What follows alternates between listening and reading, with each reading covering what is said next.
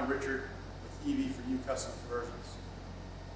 And today we're going to talk about our 1974 VW Karmann Ghia, as we have many times in the past. This is going to be a little update on the status of the vehicle. Now, those of you that have been following us for a while, you'll know that we converted this to electric in June of 2012. And I did it by myself in my spare time in 8 days. And it was originally converted with the net gain Impulse 9 series mount DC motor, and it featured the Curtis 1231C motor. And it's powered by 44 100 ampere hour lithium iron phosphate cells. Now, this was built this way as it was probably our most popular selling package, what we called our commuter package at the time. And this little DC system works really well for lighter vehicles in most circumstances. This vehicle isn't operated in the normal most circumstances scenario.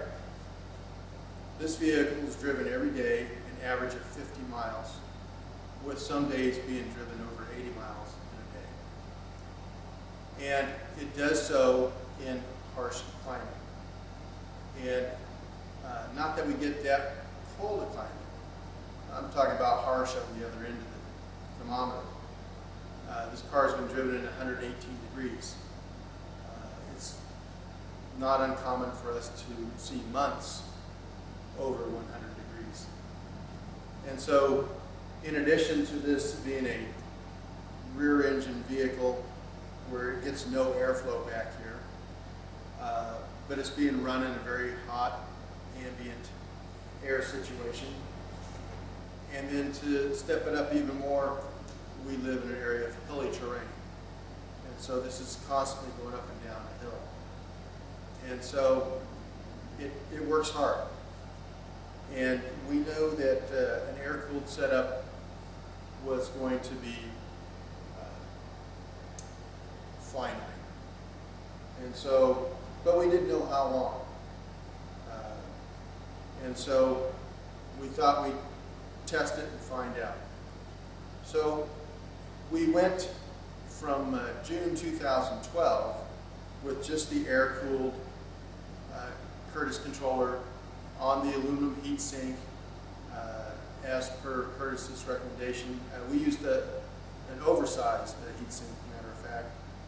But anyway, in May of 2013, basically a year after it was originally converted, because the thing would go into thermal cutback at, typically a mile or two out from the shop, we would go into thermal cutback.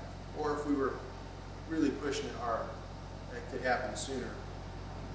And so, and we didn't baby this. This thing was driven at 70, 75 miles an hour on the freeway with traffic flow, just like any other vehicle. But we'd get off the freeway heading to the shop, and the last mile or two, you'd hear it, you'd feel it cut back, and you could hear it. The Curtis controller whines when it goes into thermal cutback and makes a whine. And so, you know when you're doing that you're, hurting the thing. So, in order to get the thing some buy us not only some time in the life of the controller, but to get it to avoid it going into thermal cutback before we got back to the shop, we added this chill plate. This is a copper and aluminum chill plate. It's aluminum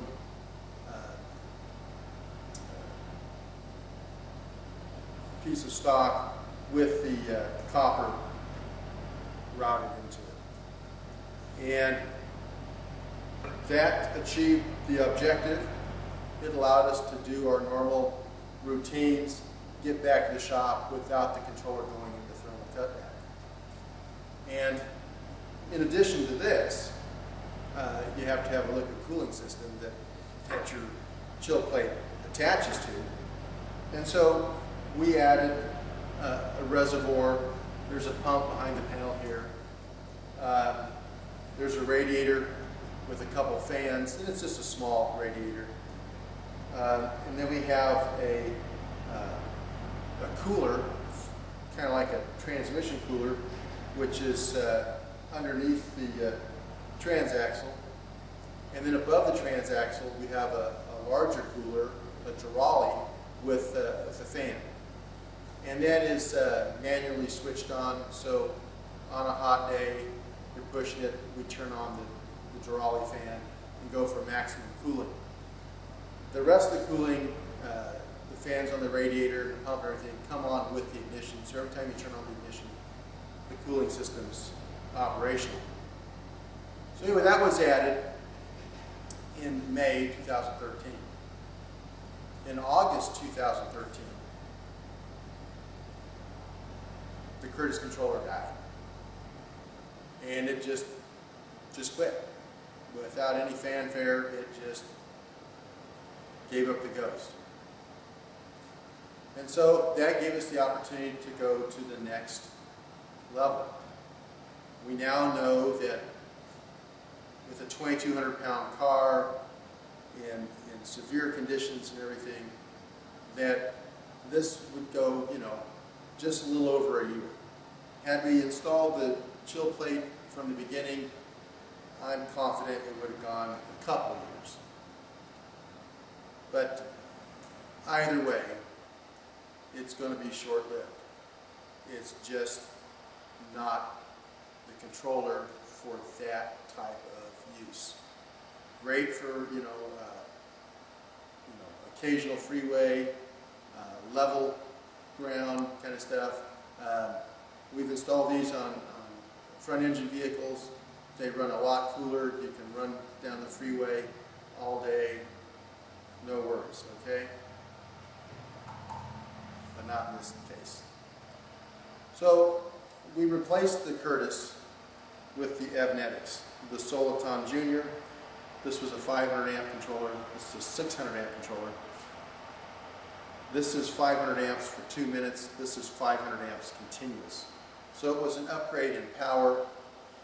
This is air and liquid cooled. And so it was the next step up. This was probably the finest DC controller on the market at the time. And they made 1,000 amp, and they made others also. But the most common were the Soliton 1, which was 1,000 amps, and Soliton Junior, which was 600 amps. But we're trying to keep things kind of apples and apples, so we went with the Junior. A lot of nice features on this controller. Had the internal contactor, all sorts of nice features, and was quite a step up from the basic Curtis. However, this thing, if you take a look at the cooling and everything, I think it's kind of undersized as far as its cooling capability. The ports weren't any larger than what we had used, and so and the rest of the cooling system stayed the same. Didn't make any change to the rest of the cooling system, just plugged it into this controller instead of this chill plate. Well, this ran then basically from September 2013 until September 2015. So this went 2 years. Same vehicle, same motor, same routine. This vehicle does, errands for the shop and so forth, and it basically runs the same routes all the time. And so, apples to apples, This one went a little over a year, this one went 2 years. Had this one been liquid cooled, I think it would have gone the 2 years also. Again, this one went without fanfare, just died in the middle of an intersection, busy intersection, kind of inopportune timing. This one went on a country road, just pulled over the side, no big deal. This one I had to get out and push it uphill in an intersection. I couldn't go against traffic flow and go backwards, so I had to go. And that was about all I could do is push that car that little bit of a grade. So anyway, that was the end of the Soliton. So, what's the next thing? I mean, this was, in its day, probably the most popular controller on the market. This became a very popular choice. And so, we showed you how those that were well known and well used, how they really performed in extreme circumstances. Well, the world was then changing to AC, the world of conversions, mainly thanks to a company called High Performance Electric Vehicle Systems and their motor offerings, which are paired with a Curtis controller, technically an inverter, and a nice low voltage AC setup. Basically, again, maintained the same battery pack, the same cooling system, but we replaced the net gain Impulse 9 motor, which lived through 2 controllers. It ran fine. We had one set of bad brushes that came from the factory bad. I think they just, it was funny that there's a video on this, that 4 of the brushes wore at a different rate than the other 4. And so it was just obvious to us that they had stuck 4 of the wrong brushes in. And so, but anyway, once that was rectified, the motor ran like a champ. No complaints about the net gain motor whatsoever. We ran an auxiliary blower on it, which I think probably made all the difference in the world in its longevity, and it's still going today. It's still in the vehicle today, just not in this vehicle. What's currently in this vehicle is the high performance electric vehicle systems AC-51 with the Curtis 1239 controller. Now, this is a 146 volt nominal pack, and that's why we're using the AC-51 and the 1239. The AC-50, which is a real popular one on a lot of the VWs,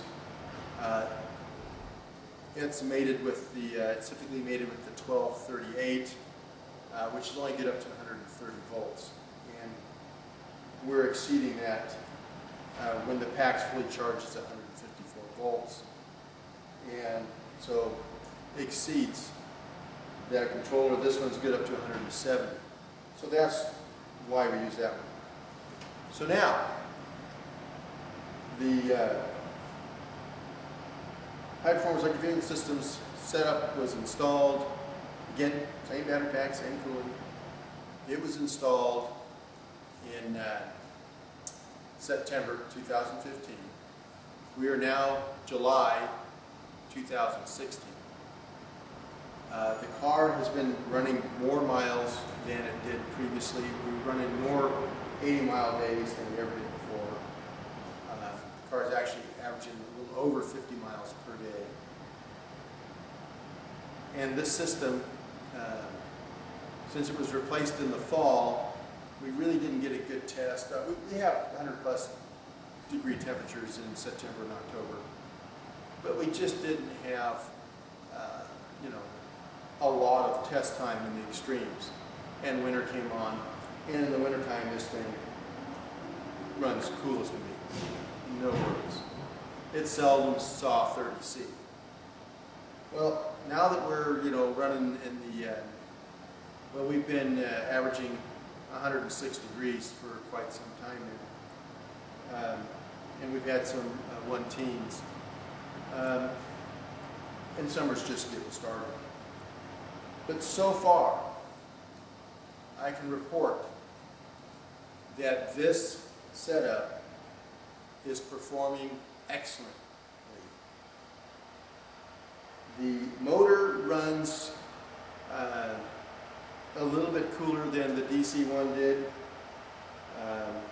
but not substantially, but it does run cooler. The controller, though, is running a lot cooler. We've seen it get up to 60 C, but just momentarily where we're pulling a grade and we're on the throttle hard, passing and really pushing it in the afternoon when it's, like I said, 106, 108 degrees.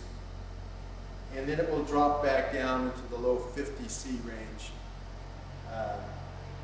And then on level ground, everything even drop below 50 C, which is outstanding for this vehicle in those conditions. This controller goes into thermal cutback at either 80 or 85 C, and that's our goal, is to always be well below that. Of course, the cooler the better. And basically it's doing that without turning on the fan on the hydraulic. So without using maximum cooling, we're able to run that. And something else that we added just this winter, we added the rain guard back on the deck lid, which comes on the vehicles from the factory. We didn't have it on previously. We've just always run the deck lid open, the louvers are open. And we had the deck lid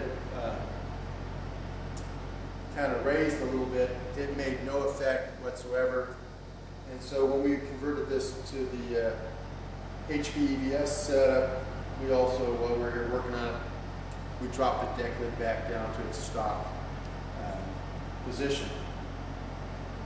So really with everything kind of the way it is, it's not really set up for optimum cooling like it was before, and it's still running cool. That's a big advantage to the AC setup. The controller's running cooler, the motor runs cooler. We do have a little nicer chill plate that we made for this one versus this one, where we basically have like a 50-50 contact area between, or a little more than 50. We have a lot of surface area between the coolant and the bottom side, or the heat sink on the controller. This is an air-cooled controller from the factory. We've added a chill plate to the back of the heat sink. And so it's sandwiched between the mounting plate and the controller is the chill plate. And it works fine. This system just has been excellent. So I think for those of you who are running vehicles that are either heavier or in extreme conditions, here's your best route. We will continue to test this car. Like I said, it's a daily driver, and it will be continued to be tested, and we'll let you know how it goes. This car gets loaded with stuff all the time because you've got from the back seats back to the firewall here, that's all cargo carrying capability. And we fill this thing with parts and stuff all the time. I mean, I got air shocks on the back, just so that when we load this thing down, we can keep it from dragging. And then, of course, we've got room under the bonnet for boxes and stuff also. So it's a little workhorse. And it's in a lot of shows throughout the year and gets to go a lot of fun places. And it's just a going machine. But it's a cooler going machine now, thanks to the high performance electric vehicle system setup that we're running. Real happy. So, let me summarize real quick. Air-cooled controller, ran about a year. Liquid-cooled controller, DC, ran about 2 years. Series mount DC motor from Netgame, still running. It's currently in the VW fan. And then the high performance electric vehicle systems AC-51 with the Curtis 1239 controller, performing excellently, and we'll keep you updated. So here's a close-up of the current system.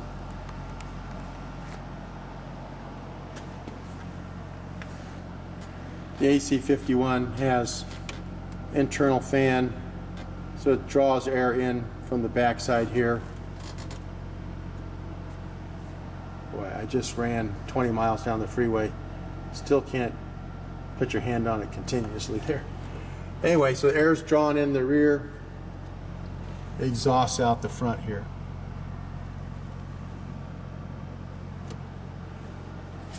The controller has ports on the bottom.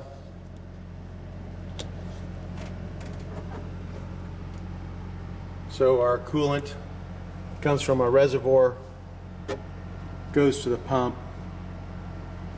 From the pump it goes through the heat sink. Here's a shot of that.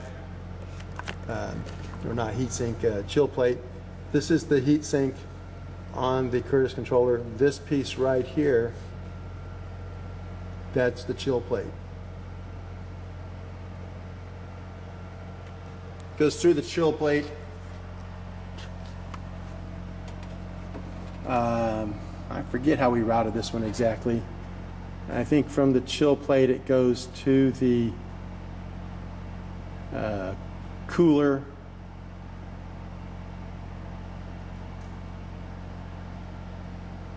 I don't remember now. Anyway, we've got a video on it. You can check that out if you're interested. But anyway, I think it goes through the two coolers, then through the radiator, and then back to the reservoir. So that's the update on the 74 VW Karmann Ghia. A little on the dirty side. She got rained on since she was last bathed, but it's just a go-go machine. Really a fun car. Thanks for watching. See you next time.